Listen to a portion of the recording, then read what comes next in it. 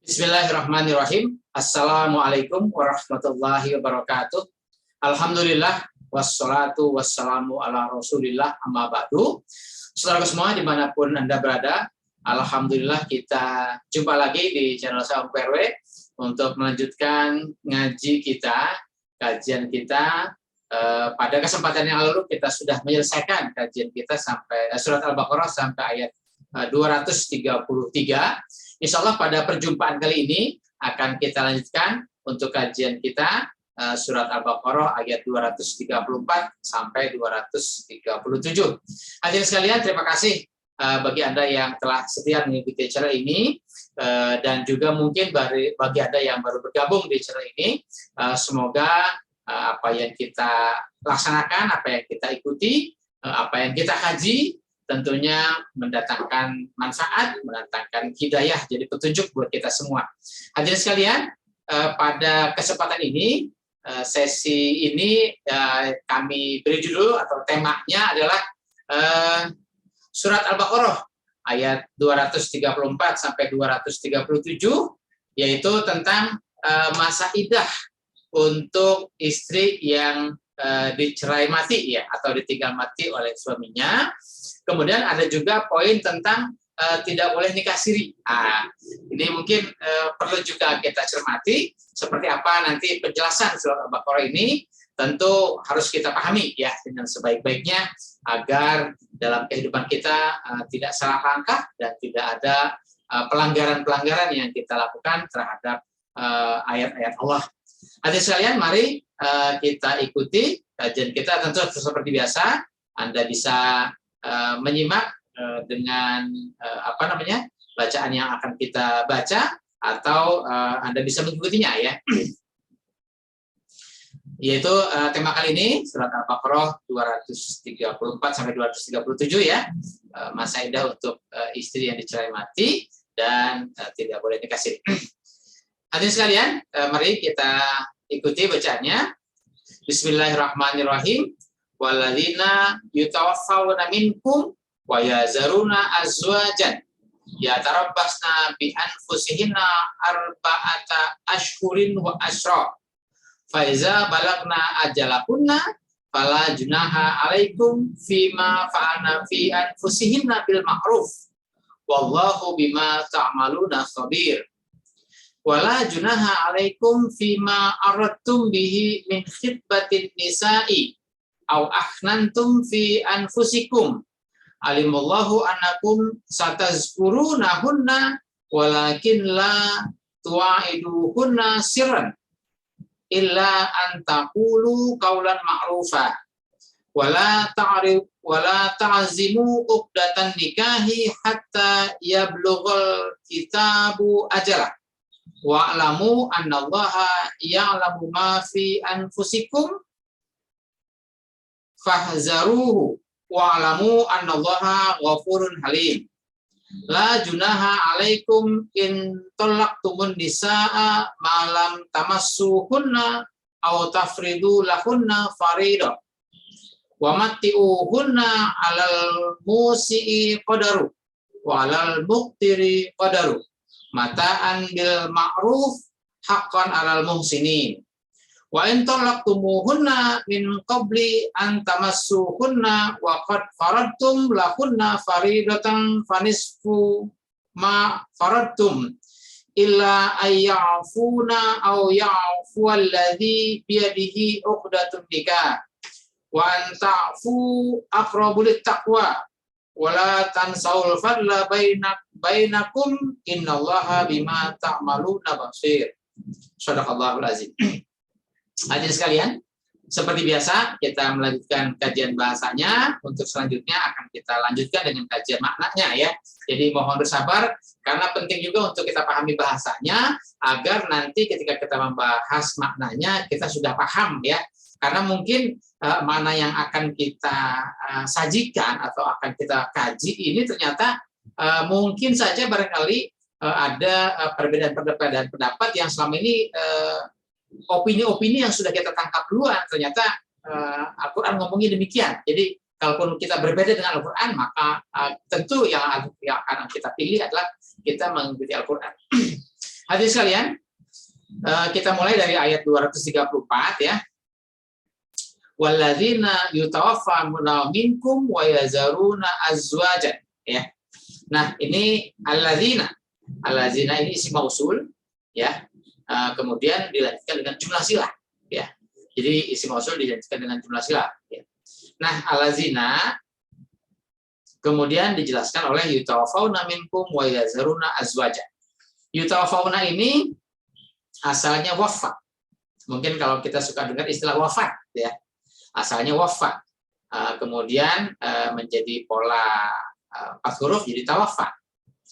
Kemudian dirubah lagi dengan bentuk fi'il mudhari jadi tawafa, kemudian dia tawafa, ya tawafu ya. Ya tawafa ya.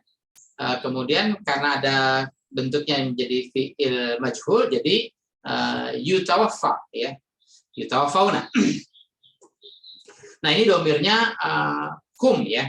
Karena alladzina ini isim jamak, kalau untuk tunggalnya allazi saja.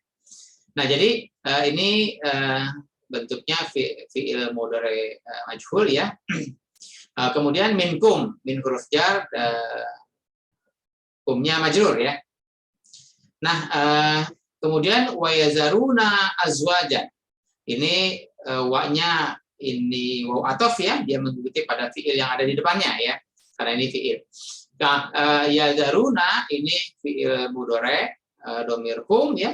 Kemudian ini fa'ilnya hum ya. Fa'ilnya hum ini azwajan maf'ulnya. Kalau ini yutawaffawna ini naibul fa'ilnya hum ya, yaitu kepada allazi. Berikutnya ya tarabbasna bi anfushinna arba'ata ashhurin wa asyra. Ya tarabbasna ini fi'il mudhari dhamir hunna ya, karena ini hunnanya fa'ilnya kepada anisa tadi ya yang ditinggalkan. Kemudian bi anfusihinna ya, anfusina juga ini bi huruf jar anfusi-nya majrur ya. Jadi ini jar majrur ya. Anfusina itu idhofah. Kemudian penjelasan berikutnya ya tarabbasna ini arba'ata itu menjadi maf'ulnya ya. Nah, arba'ata ashhurin ini isim, kemudian ini isim. Ini isim tidak pakai alif lam atau nakiro, ya juga sama tidak pakai nakiro.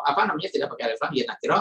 Isim nakiro bertemu dengan isim nakiro. Tapi ini bentuknya adalah idhofah, yang mudhaf dan mudhaf ilaih. Kenapa? Karena ini isim yang pertama tidak pakai tanwin. Jadi harusnya kalau dia sifat mausuf arba'atan ya.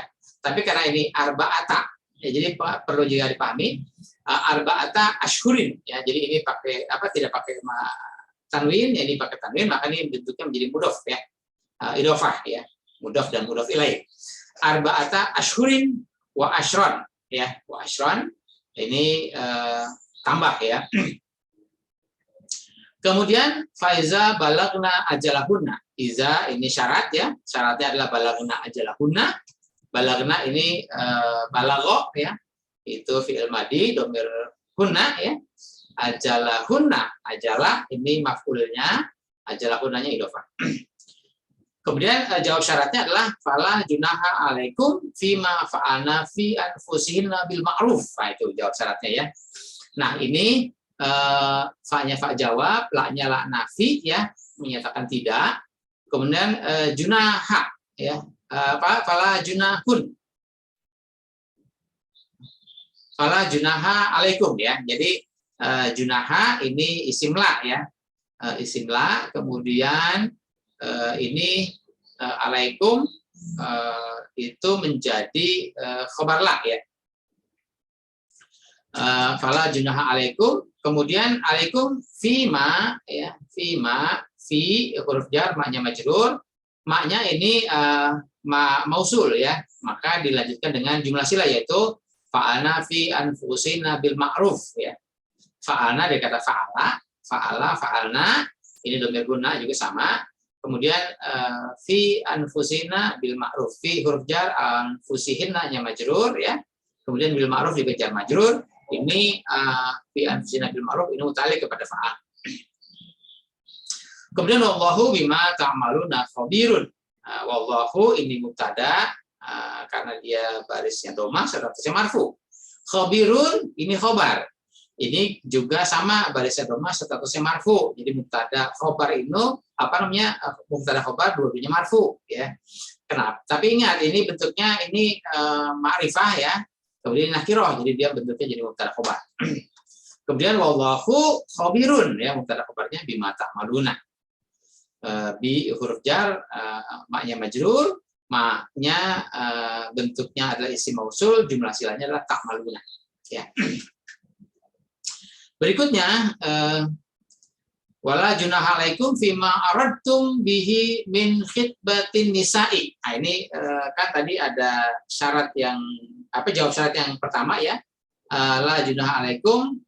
Nah, sekarang yang ini yang kedua adalah la junaha alaikum fima aradtum bihi min khitbatin nisa'i. Nah, ini kalau tadi la junaha alaikum fima-nya sudah enggak perlu dijelaskan lagi karena sama seperti tadi ya. Tinggal ini aja nih maknya adalah mausul. Berarti jumlah silanya adalah aradtum bihi min khitbatin nisa'i. Aradtum ya, arad ya, dari ini fi'il madi dhamir antum, bihi ya bi huruf jar, hi-nya majrur, kemudian min khitbatin nisa'i. Khitbatin nisa'i ini idhofah ya. Min huruf jar, khitbati-nya majrur ya. Kemudian au aknantum fi anfusikum ya, au aradtum au ya. Jadi kalau tadi di sini aradtum bihi min khitbatin nisa'i au ini fima aknantum ya, aknantum. Kan tadi ini fima aradtum, ini fima aknantum. Jadi au-nya itu adalah atof ya. Dia menyambungkan kepada aradtum. Aknantum fi anfusikum ya, aknantum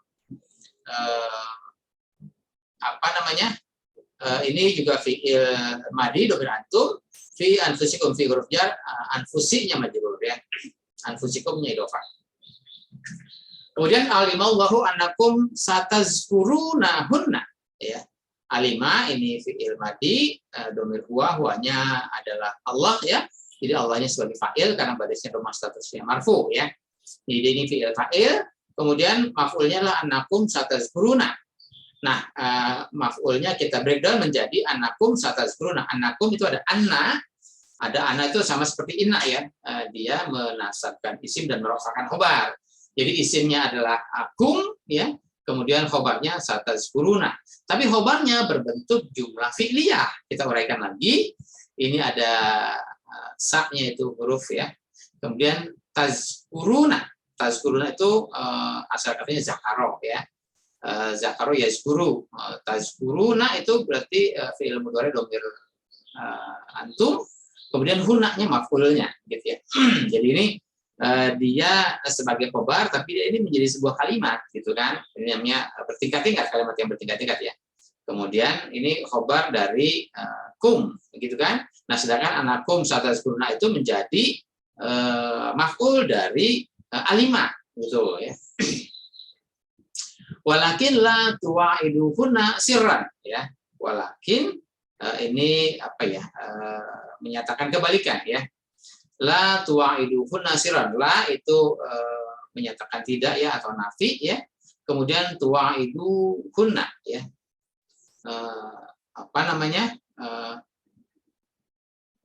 Ini fiil ya, domirnya hum ya.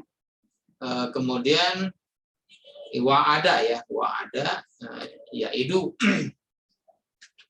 Kemudian hunanya adalah maf'ulnya ya. Kemudian siran itu hal ya. Berikutnya illa antaqulu qaulan ma'rufan. Illa ini pengecualian dari tadi ya. Kemudian an itu huruf sambung ya. Kemudian takulu harusnya takuluna, tapi kan ada an jadi takulu, dia dinasabkan oleh an. Jadi nunnya dibuang ya. Kaulan ma'rufan. Kaulan ma'rufan ini sifat mausuf ya. Ini kata bendanya, ma'rufan sifatnya. Kaulan ma'rufan itu menjadi maf'ul dari takulu. Kemudian wala ta'zimu uqdatan nikahi hatta yablughal kitabu ajalaha. Nah, ini la-nya ini la nahi ya, nahi ya. Ta'zimu ini fi'il nahi ya. Ta'zimuna, ta'zimu. Kemudian uqdatan nikahi. Ini uqdata yaitu menjadi maf'ulnya ya, karena dia beris fathah statusnya mansub. Uqdatan nikahinya idhofah. Hatta itu kata sambung ya, huruf sambung. Kemudian ya blughal kitabu ajalahu ya. Ya blugho balagho ya blughu. Karena ini ada hatta maka menjadi ya blugho, jadi dia dinasabkan oleh hatta ya. Ya blugho ajalahu ya alkitabu atau ya blughal kitabu ajalahu ya. Jadi ini fa'ilnya, kemudian ini ajalahu ini maf'ulnya ya. Berikutnya wa'lamu annallaha ya'lamu ma fi anfusikum. Wa'lamu ini fi'il amr ya, dhamir antum. Kemudian maf'ulnya adalah anallaha ya'lamu ma fi anfusikum. Anallaha sama ya, ini anna berarti ada isim anna di sini yaitu Allah yang mansub ya. Kemudian khobarnya adalah ya'lamu ma fi anfusikum. Nah, khobarnya berbentuk jumlah ya. Ini jumlah fi'liyah yaitu ini ada fi'il, kemudian ya'lamu ya fa'ilnya huwa kembali kepada Allah. Kemudian ma fi anfusikum itu maf'ulnya ya. Kemudian fahzaruhu ya, ini fi'il amr ya. Kemudian wa'lamu anallaha ghafurun halim, sama ya, wa'lamu ini fi'il amr juga, anallaha ghafurun halimnya khabarnya ya, apa namanya maf'ulnya ya. Nah, ini apa namanya maf'ulnya berbentuk jumlah ya, kalimat apa namanya jumlah ismiyah, yaitu ada allaha ghafurun halim. Ini kan ada anna, jadi anna allaha ya. Barisnya fathah statusnya mansub, dan ini dimansubkan oleh anak ya, jadi dia menasabkan isim anak itu dan merofa'ah khabar. Ini khabarnya rofa ya, ghafurun halim. Berikutnya la junaha alaikum in talaqtumun nisaa. Ini la-nya juga la nafi ya, negatif. Jadi ada isim la dan ada khabar la. Isim la-nya adalah junaha, khabar la-nya adalah alaikum in talaqtumun nisaa ya. Alaikum ala huruf jar dan kum majrur ya. In itu huruf syarat ya. Syaratnya adalah tolaktumun nisaa ya. Tolaktum berarti ini fi'il madhi dhamir antum, tolaktum an-nisaa disambung jadi tolaktumun nisaa ya. An-nisaanya menjadi maf'ul. Kemudian malam tamassuhunna, malam ini maknya menyatakan anu ya, malam itu jadi menyatakan tidak ya atau belum ya. Tamassuhunna ya. Harusnya tamasuna hunna ya, tapi karena ini ada lam, jadi dia di apa namanya dihilangkan nunnya oleh lam ini ya. Kemudian au tafridu lahunna faridatan, harusnya juga sama ya, harusnya tafriduna, tapi karena dia mengikuti lam ini, lam tamassuhunna, lam tafridu lahunna begitu ya. Kemudian lahunnanya itu muta'alliq ya, kemudian faridatannya maf'ulnya.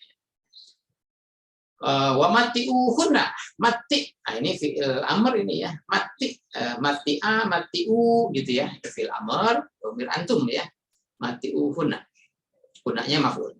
Kemudian alal musi'i qadaruhu. Ala huruf jar musi'i, alal musi'i itu maf'ul apa namanya majrurnya qadaruhu. Ini jar majrur kan dia menjadi khobar ya. Ini qadaruhunya mubtada'nya gitu ya. Kemudian wa'al muqtiri qadaruhu ya, ini juga sama ya. Al muqtiri ini jar majrur, dia menjadi khobarnya, qadaruhunya mubtada'nya ya. Jadi mubtada'nya ada di belakang, khobarnya di depan ya. Jadi qadaruhu al musi'i, qadaruhu al muqtiri gitu ya. Berikutnya mata'an bil ma'ruf. Kalian ada tanda mim kecil ya. Silakan nanti diperhatikan, ada kalau di mushaf ya ada tulisan mim kecil. Tulisan aslinya mataan bil ma'ruf, tapi karena ada mim kecil ini jadi bacanya apa namanya iklab ya, nun apa tanwin atau nun mati bertemu ba ya. Jadi mata'am bil ma'ruf kalau baca tajwidnya ya. Kemudian haqqan alal muhsinina ya, haqqan alal muhsinina ini apa namanya haqqan ya, ini dia maf'ul ya dari kalimat yang sebelumnya ya. mata'an bil ma'ruf haqqan 'alal muslimin. Jadi ini juga sama ya. 'Alal muslimin juga mengikuti atau muta'alliq kepada haqqan ya. Berikutnya wa in talaqtumuhunna min qabli an tamassuhunna ya. Ini huruf syarat ya. Syaratnya adalah talaqtumuhunna. Harusnya talaqtumunahunna. Tapi nun yang ini dibuang karena dia dijazamkan ya, ada huruf syarat ini ya. Jadi talaqtumuhunna. Jadi ini ada fa'il, fi'il, maf'ul ya. Fa'ilnya antum, fi'ilnya talaqa ya, atau talaqtumu ya. Talaqtumuna, hunanya maf'ul. Kemudian min qabli an tamassuhunna ya. Min huruf jar, qablinya majrur ya. Ada min qabli ya. An tamassuhunna. An itu huruf sambung ya, tamassuhunna, tamassuna ya sama seperti tadi. Kemudian waqad faradtum lahunna faridatan ya. Qad ini menyatakan sungguh ya. Faradtum, farodo asal katanya di fi'il madhi berantum, lahunna faridatan. Faridatannya maf'ul ya. Lahunanya idhofah. Kemudian fanisfu ma faradtum illa an ya'funa ya. Fanisfu, nisfu itu mubtadanya ya. Kemudian ma faradtum illa an ta'funa itu maknya isim mausul ya. Maka ini faradtum illa an ta'funa itu masalahnya ya. Berikutnya au ya'fu allazi biyadihi 'uqdatun nikahi ya. Ya'fu. Ini juga sama ya. Ini fi'il mudhari ya. Dhamir hum ya. Allazi ya. Allazi ini isim mausul ya. Biyadihi 'uqdatun nikahi ini jumlah silahnya ya. Uqdatun nikahi biadihi gitu ya. Jadi ini khobarnya, ini uqdatun nikahinya mubtadanya. Berikutnya wa an ta'fu aqrabu littaqwa ya. An ta'fu ya. Ini an-nya huruf sambung, ta'fu dari kata afa ya. Ini juga sama ya. Fi'il mudhari cuman harusnya ta'fu nah ya karena ada an ya, jadi dibuang nunnya aqrabu littaqwa ya. Takwa ini isim tafdil istilahnya ya, menyatakan lebih ya. Li takwa, li huruf jar, takwanya majrur ya. Kemudian wala tansaul fadla bainakum. La tansaul fadla bainakum ini juga alahnya la nahi ya. Tansaunya ini fi'il nahi. Al fadla bainakum ini al fadla maf'ul ya. Kemudian innallaha bima ta'maluna basirun ya. Innallaha, Allah yang mubtada, basirunnya khabar ya. Mubtada khabar bima ta'maluna. Jadi sekalian kira-kira itu penjelasan bahasanya. Kemudian kita lanjut saja kepada pembahasan maknanya ya. Kalau pada kesempatan yang lalu kita sudah membahas nih berkaitan dengan kondisi atau wanita ya. Ada wanita yang kebetulan ditinggal oleh suaminya tapi tidak diceraikan ya. Itu baru diangkat bahasanya pisah ranjang lah ya. Nah itu maksimal 4 bulan itu pisah ranjang itu ya. Kalau udah 4 bulan harus diambil keputusan mau diteruskan apa enggak kan gitu ya. Kemudian yang berikutnya kalau misalnya sudah terjadi perceraian maka ada masa iddah untuk wanita, untuk laki-laki tidak ya. Untuk wanita ada masa iddah. Jadi masa iddahnya adalah salah satu quru ya. 3 kali suci dari haid ya. Artinya kurang lebih 3 bulan ya. Nah, setelah masa iddah maka si suaminya boleh rujuk lagi atau memang diceraikan saja, artinya ditinggalkan ya, tidak rujuk ya kan gitu ya. Nah, kemudian kalau misalnya dia menikah, si wanita itu menikah lagi dengan suami pertamanya, kemudian terjadi lagi perceraian itu bolehnya 2 kali ya, atau laku marotan ya. Bolehnya 2 kali. Nah sekarang bagaimana kalau terjadi perceraian yang ketiga kali?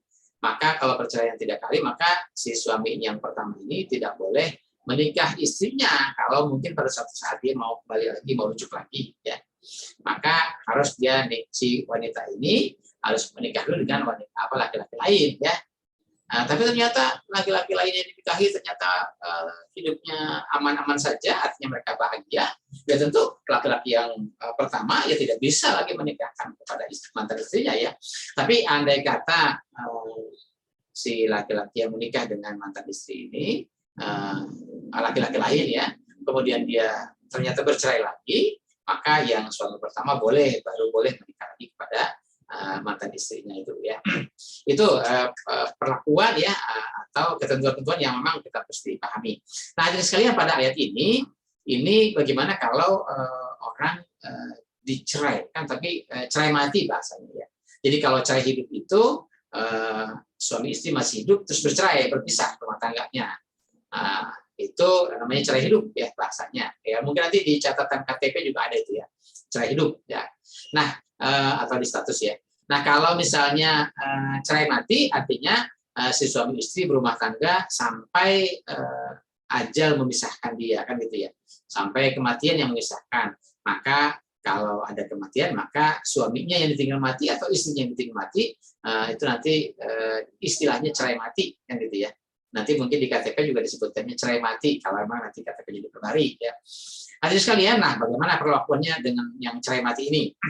Kalau ingat, ya, laki-laki tidak ada masa idah, tapi kalau untuk wanita itu ada masa idah, ya. Jadi walladzina yutawaffawna minkum, orang-orang yang diwafatkan, ya, di antara kalian, artinya meninggal, ya, mati, wafat, ya. Kemudian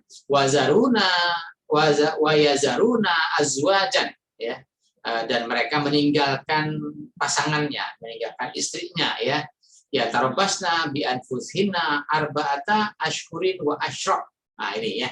Jadi maka ya tarobasna, maka si istri itu yang ditinggal mati itu dia harus menahan diri, ya. Sampai kapan? Arba'ata ashhurin wa asyra, yaitu 4 bulan 10 hari. Jadi kalau dia dicerai hidup, ya, itu masa idahnya 3 kali suci dari haid. Tapi kalau dicerai mati, nah itu masa idahnya adalah 4 bulan 10 hari. Arba'ata ashhurin wa asyra, gitu, ya. Ini ketentuan masa idah. Jadi ada dulu orang Yahudi yang meneliti kenapa Nabi Muhammad mengajarkan masa idah untuk orang yang dicerai, baik cerai hidup maupun cerai mati, ya. Akhirnya ada penelitian, ternyata dengan penelitian itu menunjukkan bahwa si orang Yahudi itu mengakui bahwa memang ini masa idah itu dalam rangka menghilangkan bekas hubungan suami istri, gitu, ya. Jadi berlakunya seperti itu, ya. Kemudian faiza balagna ajalakunna fala junaha alaikum fima fa'ana fi anfusihinna bil ma'ruf. Maka jika balagna ajalahuna, ajalnya mereka telah sampai. Ajalnya di sini batas waktu untuk menunggu, yaitu batas waktu masa idahnya sudah berakhir, sudah sampai. Fala junaha alaikum, maka tidak ada dosa bagi kalian. Fima fa'alna, bagi kalian itu dalam arti para wali, ya, wali dari para wanita-wanita tadi, ya. Fima fa'alna fi anfusina bil ma'ruf, atas apa yang diambil tindakan oleh si wanita-wanita itu yang ditinggal mati, yang masa idahnya sudah selesai, fi anfusina, terhadap dirinya. Jadi si wanita itu mengambil keputusan terhadap dirinya untuk menikah lagi dengan pihak lain, maka tentu dengan bil ma'ruf, ya, dengan cara-cara yang benar, dengan cara-cara yang halal, dengan cara-cara yang baik yang sesuai dengan ketentuan hukum Allah, kan gitu, ya. Maka bagi si para wali itu, ya, tidak bisa menahan dan juga tidak bisa tidak boleh menahan, dan juga kalaupun dia mengizinkan, ya, tidak ada masalah, tidak ada salahnya, ya, tidak ada dosa. Asal sudah selesai masa idahnya, yaitu 4 bulan 10 hari untuk yang ditinggal mati, ya, atau cerai mati. Kemudian wallahu bima ta'maluna khabir, ya. Allah ini maha mengetahui ya, maka mengajarkan apa-apa yang telah Allah ajarkan kepada kita semua, ya, berkaitan tentunya dengan hukum-hukum yang Allah berikan kepada kita yang harus kita patuhi. Ini kalau lempangan ini ya bicaranya adalah lempangan masa idah ya, tapi nanti pada ayat ini hukum apa saja lah yang berkaitan dengan hidup dan kehidupan kita. Kemudian yang berikutnya, wala junaha alaikum fima aradtum bihi min khitbatin nisa'i, ya.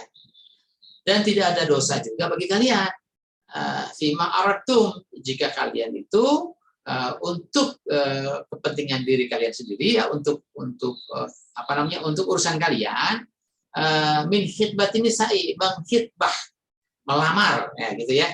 Jadi kalau kalian itu ingin melamar wanita-wanita yang sudah selesai masa iddahnya 4 bulan 10 hari tadi ya, atau pada peristiwa lain salah satu tahuru ya, maka bagi kalian tidak ada salahnya, tidak ada dosanya jika kalian mengkhitbah mereka ya, mengkhitbah wanita yang sudah selesai masa iddahnya ya, min khitbatin nisa'i au akhnantum fi anfusikum, atau apa nih ya, akhnantum, kalian menyembunyikan diri kalian itu untuk diri kalian sendiri gitu ya. Artinya begini, jadi dia boleh menyatakan ya, ya katakanlah kalau orang suka ya, orang cinta ya, dia menyatakan kecintaannya, menyatakan kesukaannya untuk menikah ya, berarti dia mengkhitbah, melamar. Atau ya mungkin dia tidak berani untuk mengutarakannya ya, kalau tidak berani ya tidak sampai ya kan gitu ya. Tapi kalau sekedar menyembunyikan sendiri tidak ada salahnya. Saya demen dia kan gitu ya, tapi cuma dalam hati aja, nggak berani ngomong, nggak berani mengutarakan ya nggak masalah kan gitu ya, cuma demen sendiri kan gitu ya. Tapi juga ini statusnya sudah selesai masa idah, jangan demen sama katakanlah statusnya belum selesai masa idah, atau mungkin statusnya istri orang kan gitu ya, jangan ya gitu ya. Kemudian alimallahu annakum satazkuruna kunna ya, alimallahu annakum satazkuruna kunna ya. Allah mengajarkan, Allah mengilmui ya, dengan ajaran Allah ini memberitahukan kepada kita bahwasanya kalian itu satazkuruna kunna ya, akan mengingat-ingat mereka kan gitu ya. Nah, di sini istilah satazkuruna itu bisa saja dalam arti kalau diartikan ingat ya, kalian tuh mengingat-ingat mereka. Artinya begini, kalau misalnya si wanita itu sudah ditinggal mati oleh suaminya, kemudian mungkin masa iddahnya sudah selesai, kemudian kita mungkin ada keinginan, ada keinginan, ada hati untuk menikahinya dia, ya mungkin saat proses itu belum terjadi ya barangkali suka orang terbayang-bayang kan gitu ya, satazkuruna kunna. Atau dalam artian bisa saja satazkuruna itu dalam arti kita ingin mengajak ya, ini ya, karena tujuan menghitbah itu ada dalam rangka melamar, untuk mengajak berumah tangga dalam arti yang sesuai dengan tuntunan sunnah Rasul, maka satazkuruna itu adalah kalian akan membimbing mereka untuk hidup sadar sesuai dengan ajaran yang Allah bimbing, yang Allah ajarkan melalui Al-Quran dan sunnah Rasul tentunya ya. Jadi satazkuruna itu kalau kita melamar, yaitu dalam rangka untuk hidup berumah tangga, dalam rangka membina, membangun kehidupan sesuai dengan sunnah Rasul ya, dalam rangka untuk satazkuruna ya, hidup sadar. Jadi mengajak mereka untuk hidup sadar, membimbing mereka untuk hidup sadar dengan ajaran Allah. Walakin la tu'iduhunna sirran, nah ini ya, dan jangan ya kalian itu buat perjanjian untuk menikah kepada mereka itu dengan cara sirran, dengan cara sembunyi-sembunyi, dengan cara siri. Nah, itu ya. Itu nanti akan kita bahas pada poin khusus ya. Mungkin setelah kita selesaikan dulu ya. Jadi tidak boleh nikah siri nih sebetulnya begitu ya.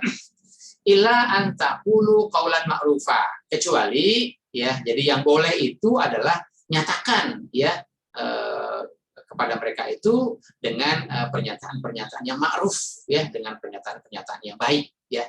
Jadi kalau misalnya kita senang, ya sampaikan khitbah, ya, dilamar, ya, dengan cara yang baik. Kalaupun nggak senang, ya mungkin atau sebaliknya dia yang senang sama kita gitu, ya kalau kita memang tidak berminat, ya nyatakan juga dengan cara yang ma'ruf, kan gitu ya. Jadi kaulan ma'rufan yang penting, ya. Jadi mau atau tidak mau, sampaikan dengan cara yang baik. Tapi kalau dia diam-diam aja, kemudian tapi kita juga tidak senang, ya nggak perlu disampaikan, ngomong sama dia, gue nggak demen sama lu, ya jangan, nggak begitu juga, ya. Jadi kalau memang misalnya dia berharap kepada kita, sedangkan kita sendiri mungkin tidak bermaksud atau tidak menginginkan untuk menikah dengan mereka, ya jawablah permintaan mereka dengan cara yang baik. Tapi kalau sebaliknya kita juga yang menginginkan, ya sampaikan juga dengan cara yang baik. Kemudian wala ta'zimu uqdatan nikahi hatta yablughal kitabu ajalah, ya. Kemudian jangan bikin perjanjian, jangan ajak dia menikah itu sampai ajaran Allah itu menyatakan bahwa ajalnya telah sampai, artinya iddahnya telah selesai. Jadi jangan mengajak orang untuk menikah atau istilahnya ngedemenin orang wanita itu pada posisi iddahnya belum selesai. Jangan, ya. Jadi selesaikan dulu masa iddahnya, baru diajak untuk menikah, baru dihitbah, dilamar. Jadi jangan misalnya begini, suaminya meninggal, kemudian 1-2 hari ngomong, nggak usah khawatir lah, ntar nikah sama gua gitu kalau masa iddahnya sudah selesai. Nggak boleh, ya. Atau sebaliknya, dia dicerai hidup, ya. Kemudian setelah dia dicerai, dia melalui proses masa iddah, ketika masa iddahnya belum selesai, kita sudah ngajak dia untuk nikah, nantilah selesai masa iddah nikah sama gua. Ya jangan juga, ya. Jadi jangan bikin perjanjian apapun, ya, sebelum masa iddahnya selesai. Gitu, ya. Kemudian karena berkaitan dengan masa iddah nanti, kalau misalnya yang bercerai hidup, dia 3 kali masa suci, kalau yang bercerai mati 4 bulan 10 hari, nah ternyata setelah masa iddah selesai dia hamil, ya maka masa iddahnya sampai dia melahirkan. Jadi pada masa iddah itu jangan bikin perjanjian apa-apa, ya. Kemudian mana nih, ya,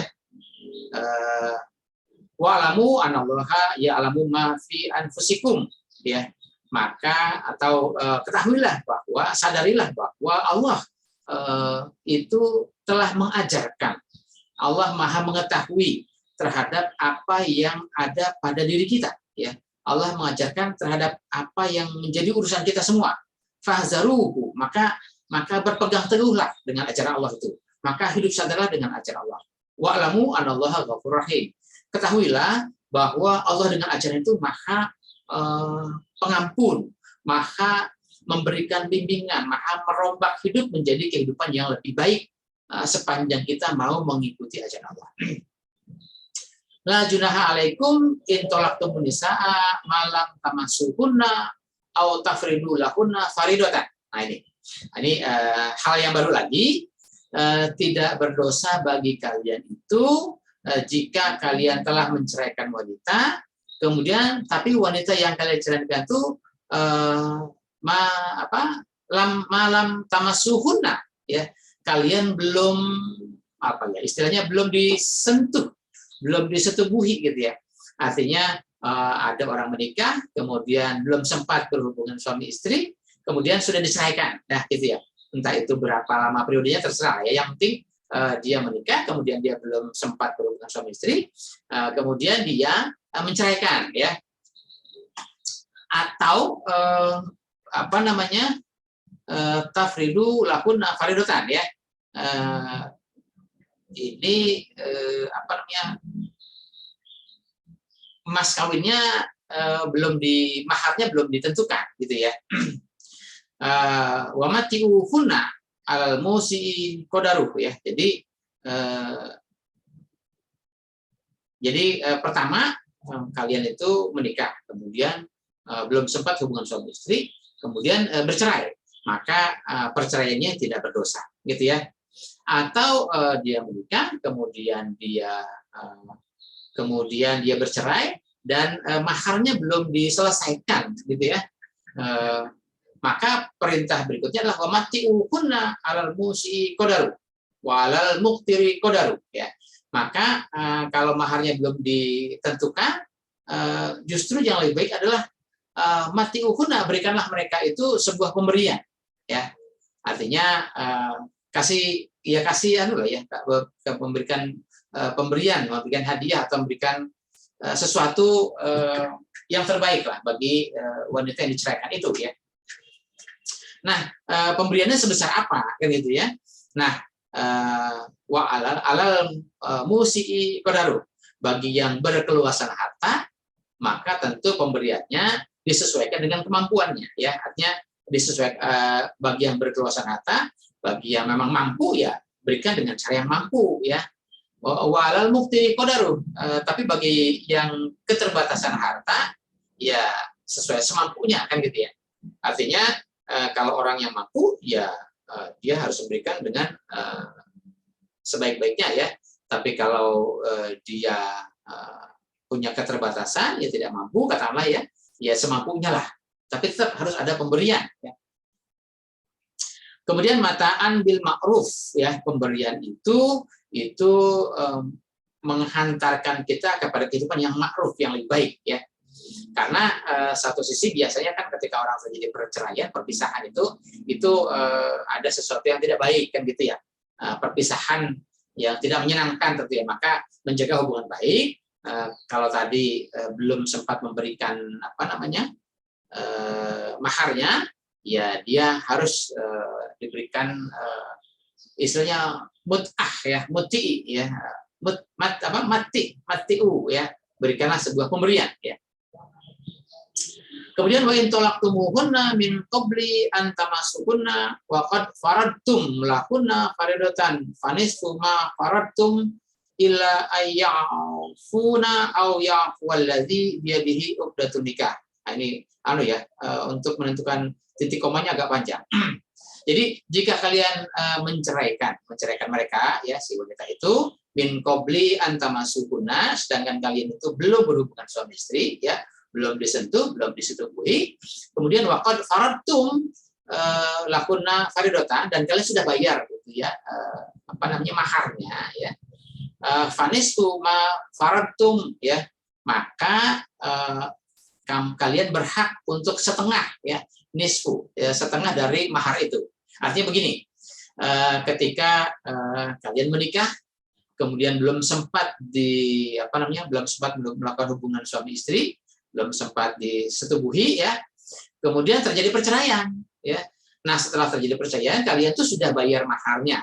Misalnya nih lah, katakanlah misalnya maharnya ya misalnya 10 gram emas, gitu ya. Nah, maka kemudian kalau bercerai dan perceraian itu sepanjang dia belum menyetubuhinya, maka boleh diambil haknya si suami itu setengah dari mahar, ya. Jadi setengahnya sebagai pemberian kepada si istrinya, setengahnya boleh diambil, ya. Jadi dia berhak setengah dari maharnya itu, ya. Illa an ya'funa aw ya'fuwallazi biyadihi 'uqdatun nikahi.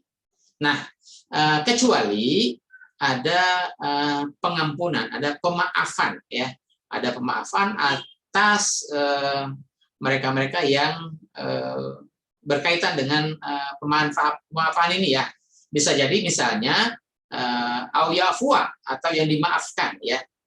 Jadi ketika ada mahar, nah mahar ini telah diberikan sedangkan si suami ini belum melakukan hubungan suami istri dengan istrinya, kemudian terjadi perceraian, maka suami boleh mengambil berhak setengah dari maharnya. Kalau misalnya ternyata ada pemaafan, ya, pemaafan ini dari kedua belah pihak, ya. Misalnya si suami mengikhlaskan, ya sudahlah, saya sudah menyerahkan mahar 10 gram emas, gitu kan, ya sudah, saya ikhlas untuk tidak mengambilnya, silakan, salah, ya. Atau sebaliknya, jadi haknya itu yang ditentukan adalah setengah, ya, 50%-nya, setengahnya. Tapi sebaliknya jika dari pihak istri, baik si istrinya maupun si walinya memaafkan dalam arti membolehkan untuk mengambil lebih dari setengah, ya silahkan juga gitu ya. Jadi patokannya adalah setengah. Nah, si suami boleh ya istilahnya dengan keikhlasannya menyerahkan seluruhnya kepada si istri yang diceraikan, atau sebaliknya si istri dengan ya karena dia merasa belum disentuh gitu ya, belum digauli, maka si istri dengan memaafkan suaminya atau si wali juga memaafkan menantunya, dia boleh menyerahkan seluruhnya atau sebagian dari mahar itu ya. Artinya lebih dari 50% ya. Mau lebih dari 50% atau sampai 100% juga nggak masalah. Tapi itu tergantung kepada kesepakatan kedua belah pihak. Tapi kesepakatan yang diatur oleh Allah, oleh Al-Quran adalah 50%, setengahnya. Nah, selebihnya adalah kesepakatan kedua belah pihak. Kemudian wa anta'fu aqrabu littaqwa. Nah, ini memaafkan itu lebih mendekatkan kita kepada kehidupan takwa ya, kepada kehidupan yang bernilai takwa, kepada kehidupan yang agung sesuai dengan bimbingan ajaran Allah. Wala tansawul fadla bainakum, dan kalian jangan saling melupakan ya di antara kalian. Walaupun misalnya sudah terjadi perceraian, tapi ya jangan lantas nanti perceraiannya menimbulkan keributan, udah akhirnya putus hubungan silaturahmi. Walaupun rumah tangga sudah bercerai, tapi hubungan silaturahmi tetap tidak boleh diputus ya, karena sesama muslim tetap mengikat pada kehidupan innamal mu'minuna ikhwatun ya, sesama mukmin itu bersaudara ya, jadi tidak boleh ada pemutusan hubungan silaturahmi ya. Kalau pernikahan ya sudah selesai, sudah bercerai nggak masalah, tapi wala tansawul fadla ya, jangan kalian saling melupakan ya. Innallaha bima ta'maluna basir. Sungguhnya Allah ya maha mengetahui, maha membimbing, maha memperlihatkan apa-apa yang kita kerjakan ya. Allah membimbing, mengajarkan, memperlihatkan bagaimana seharusnya kita berbuat gitu ya. Hadirin sekalian, demikian penjelasan kita untuk bahasan kali ini. Namun sebelumnya tadi ada poin-poin khusus yang perlu kita bahas ya. Sebelumnya saya ingin menjawab dulu beberapa pertanyaan yang sebelumnya masuk kepada kami berkaitan dengan materi-materi sebelumnya. Namun jawabannya memang ada pada materi ini. Pernah ada pertanyaan dari salah seorang pemirsa menyatakan begini, kalau misalnya selama hidup si suami mungkin karena faktor kesehatan, dia ada penyakit tertentu, sehingga dia tidak bisa berhubungan suami istri, bahkan sampai 20 tahun misalnya. Setelah itu dia bercerai atau dia mati, apakah tetap dia harus mengikuti masa iddah yang 3 kali suci atau 4 bulan 10 hari. Nah ya, hadirin sekalian, kita bicaranya bukan bicara logika kita, bukan bicara pendapat kita ya, tapi ini bicara ketentuan, bicara hukum-hukum Allah kan gitu ya. Makanya ketika Allah sudah menetapkan Anda yang bercerai hidup, masa iddahnya salasata tahur, 3 kali suci ya dari haid. Kemudian Anda yang bercerai mati, masa iddahnya adalah 4 bulan 10 hari, maka apapun alasannya tetap saja ikutin ketentuan Allah. Jadi jangan tawar-menawar. Oh, saya ini jadi istri udah 20 tahun atau udah 10 tahun nggak pernah disentuh oleh suami saya karena suami saya dulunya sakit dan sebagainya ya. Jadi ketika itu terjadi pada kita, ya anggap saja itu menjadi ujian buat kita, itu menjadi ibadah buat kita dalam rangka menghadapi situasi ujian yang Allah berikan kepada kita ya. Masa nunggu 3 bulan saja atau mungkin nunggu 4 bulan 10 aja nggak sanggup ya, sedangkan nunggu 20 tahun sanggup kan gitu ya. Atau mungkin ini mohon maaf ya, jangan-jangan ada pertanyaan atau nanti timbul kesan-kesan yang lain kan gitu ya. Jadi tetap saja nggak ada alasan kan gitu ya, karena memang bicara soal suaminya mampu atau tidak mampu untuk melakukan hubungan suami istri kan kita tidak tahu kan gitu ya. Jadi tetap saja ini normatif ya, artinya secara hukum yang ada bicaranya adalah masa iddah tetap harus dipenuhi ya. Jadi bersabar saja, tunggu 3 kali masa suci atau 4 bulan 10 hari ya. Kemudian yang berikutnya tadi ada penyebutan tidak boleh melakukan kesepakatan untuk menikah ketika masa idah belum selesai. Nah, gitu ya. Baik yang 3 kali suci atau yang 4 bulan 10 hari. Artinya begini, Islam sudah mengajarkan, mengatur. Jadi masa idah itu harus dipenuhi. Setelah selesai masa idah baru bikin perjanjian, ya.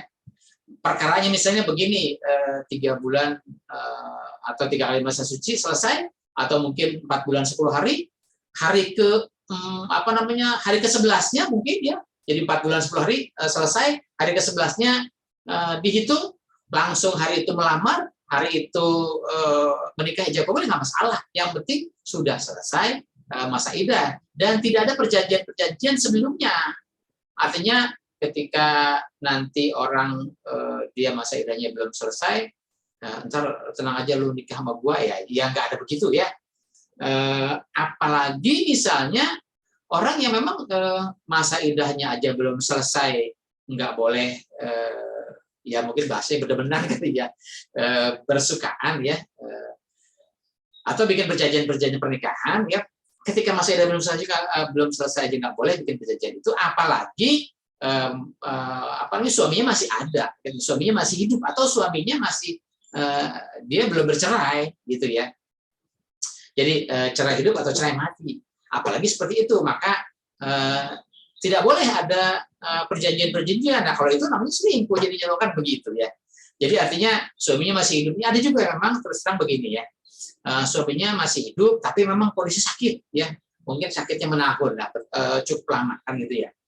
Nah, sehingga si istri merawat suaminya, tapi di sisi lain dia menjalin cinta dengan pihak lain kan gitu ya. Ya bahasanya selingkuh lah kan gitu ya kalau bahasa kasarnya.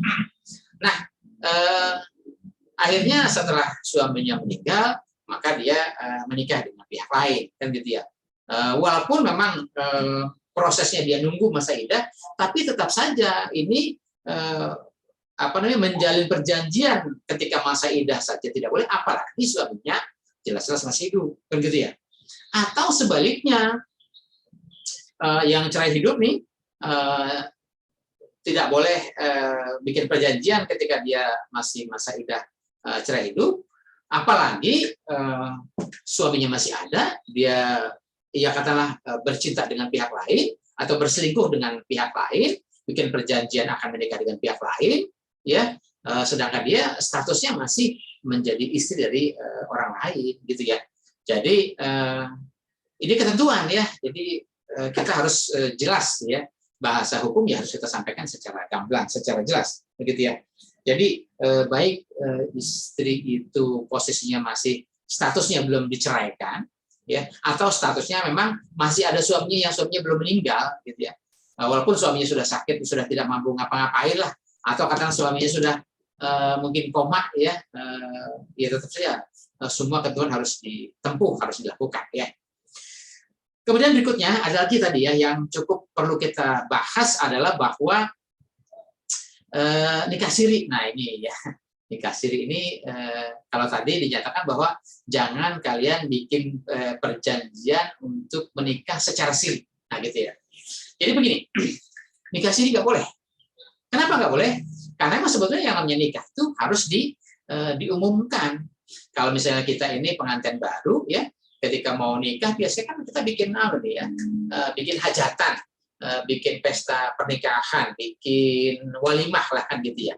Nah, ketika kita bikin pesta itu tujuannya apa? Itu tujuannya kan mengundang orang, meminta doa restu ya, meminta keberkahan, meminta didoakan dari para hadirin yang hadir yang kita undang itu, juga dalam rangka mereka menyaksikan bahwa kita ini sudah menjadi pasangan suami istri dengan istri kita kan gitu ya, istri baru kita. Nah dengan begitu besok lusa ya kalau kita pergi berdua, jalan berdua atau gelap-gelapan berdua sudah tidak ada fitnah kan gitu ya. Nah itu hal-hal yang perlu dihindari. Nah biasanya ini nikah siri itu terjadi ketika nikah yang kedua, ketiga, dan seterusnya, kan gitu ya. Nah, juga memang perlu dijelaskan.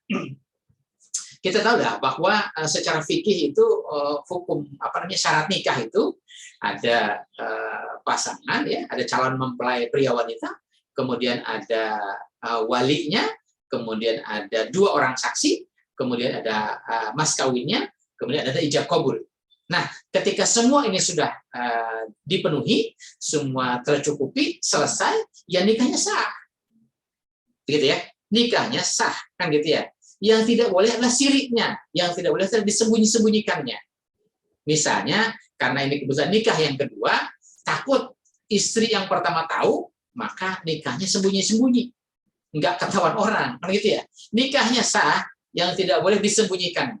Kenapa? Karena misalnya, ini istri pertama, ya, kemudian ada lagi istri kedua.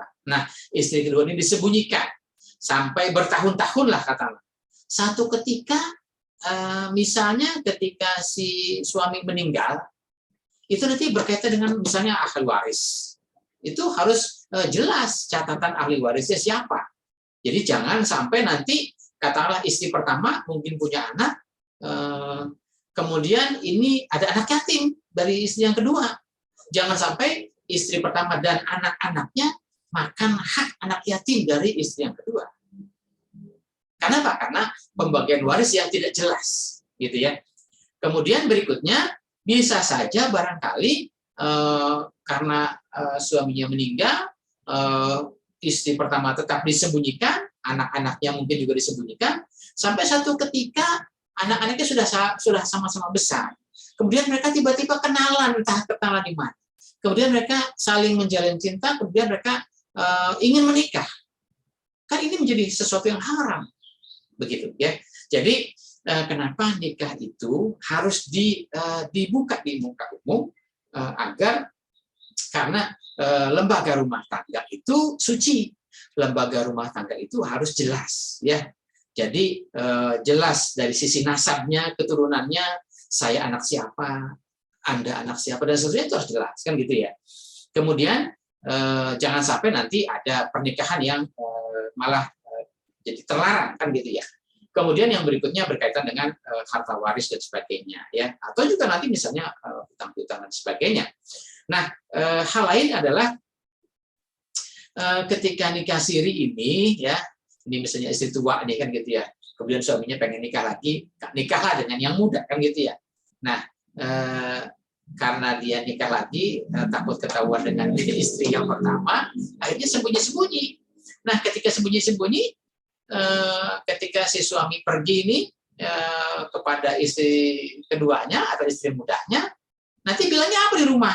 Mah, saya mau rapat, ada rapat kerja di luar kota seminggu kan gitu ya. Nah, padahal dia bukan rapat kerja, karena tujuannya ingin menemui istrinya. Jadi kan ini jadi bohong, ya. Justru nikahnya tidak dilarang, nikahnya sah. Tapi yang dilarang ya tidak boleh adalah bohongnya. Semakin hari bohongnya semakin banyak. Islam tidak boleh berbohong. Islam mengajarkan kepada kejujuran. Ya, jadi kalau memang menikah, ya jujur saja, nyatakan saja, ya terbuka. Kenapa? Karena semua berkaitan dengan berbagai hal. Biasanya memang kadang-kadang ketika suami mau menikah lagi, mau poligami, istri pertama suka ribut. Ya, suka menghalang-halangi dan sebagainya. Kenapa? Karena dia takut suaminya berbagi cita. Bukan sekedar berbagi cita, dia takut harta warisan itu terbagi-bagi oleh yang lain. Ini juga yang tidak boleh. Jadi Islam mengajarkan kepada ketentuan-ketentuan yang sudah berlaku, maka baik suami maupun istri juga harus legowo, harus ikhlas mengikuti ketentuan yang Allah sudah ajarkan, yang Allah sudah pastikan, gitu ya. Nah, berkaitan dengan poligami, ya tentu nantilah kita bahas pada bab khusus atau pada video ini, pada channel saya, ya channel ini sudah ada kajian tentang poligami. Silakan Anda browsing di channel ini berkaitan dengan poligami tersendiri ya. Hadirin sekalian, kira-kira itu poin-poin yang kita bisa bahas dalam kesempatan ini. Kajian kita surat Baqarah ayat 234 sampai 237. Semoga kajian kita ngaji bareng kita ini mendapatkan manfaat, mendapatkan hidayah, dan menjadi petunjuk, menjadi pedoman, menjadi pegangan hidup kita dalam kehidupan kita sehari-hari, dalam hidup dan kehidupan kita. Semoga semuanya mendapatkan keberkahan sepanjang kita mengikuti jalur bimbingan yang Allah ajarkan kepada kita, yang para Rasul contohkan kepada kita. Terima kasih.